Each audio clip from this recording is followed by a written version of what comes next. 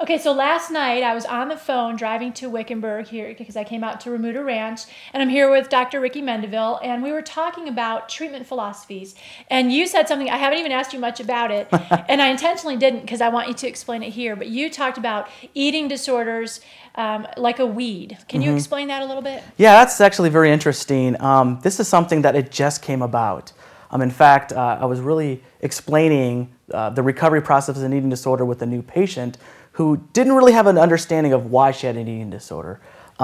So I ended up drawing this picture of a weed on my board, and I'm thinking, okay, what am I going to go with this?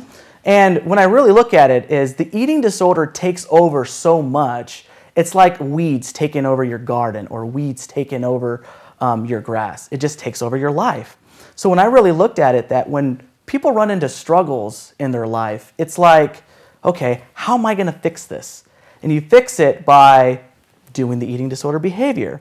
And doing the eating disorder behavior is like a Band-Aid. You're not really fixing it in terms of the weed. It's like pulling the weed. But you know, sometimes you pull the weeds, the roots are so strong that just the top of the weed gets out. And you're like, well, that weed's still going to live because the roots are still there. So in treating the eating disorders, it's very important to really look at the weeds, the roots of the weed, because the top doesn't count. You really need to dig to the bottom. Well, and I think when you're saying weeds, and I have a small little garden in the front of my house, and I know there's always like a whole bunch of them. Oh, yeah. So wouldn't part of that process be, it's not just one weed that you're going to yank out and be done, right? You got to do a little bit over here and a little bit over there. And I like it. I mean, I hate it, but I like it when I at least get the top of that weed off. And sometimes I'm like, oh, it looks good now. But that root just festers under there and it just pops up like in a day or two. And that just completely takes over. That's why I consider it more like a Band-Aid. You do the eating disorder behavior, it doesn't solve the problem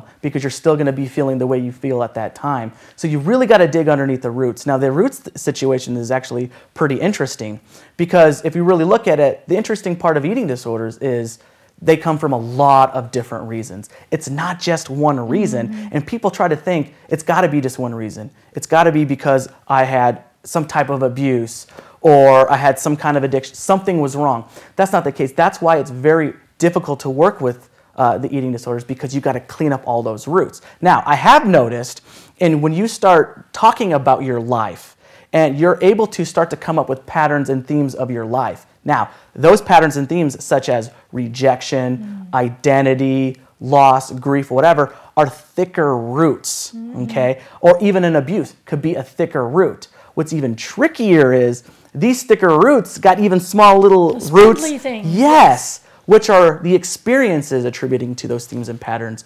So that's the part that makes it so difficult, is you really got to work through the whole situation to get that weed completely removed from your garden. Okay, so now some of you are watching this and you're thinking, oh no, I have weeds and roots and I can never, how in the world am I ever going to deal with them? What word of hope or inspiration can you give them for beginning that process and following it through? The thing about the eating disorder is because it takes over your life so much, you cannot, since it's such a big thing, you can't fix it just like that. And I think that's the problem, is people think, I'm stuck, I'm overwhelmed, I can't do it, it's just too much.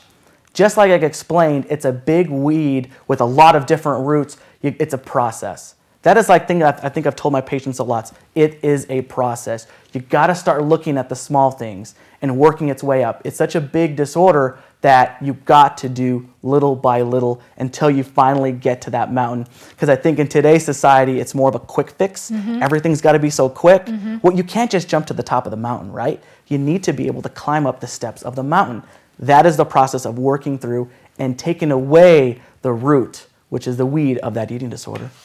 I love that. Okay, so another clip it reminds me that you might want to check out is he did a clip on type A personalities and goal setting, healthy goal setting, realistic goal setting. So check that out too. But thank you for your time today. It's been great talking with you. Thank you.